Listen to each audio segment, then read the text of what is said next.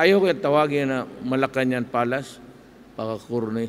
Kung nakita lang ninyo ang bahay ko, sa totoo lang. Hindi ako natutulog doon. Sabi ko, maraming multo doon, libre masahe pa. Ang tanginang yan. Ang multo pa ang nagamasahe sa iyo.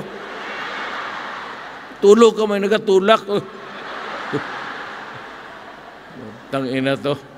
Sabi ko, doon ako sa kabila, doon sa medyo harap ng barak sa sundalo. Alam mo, ang kwarto ko, ito mauwi man kayo.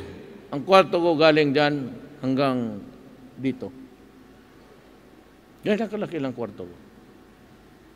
Small, di naman yung magkasya ng dalawa.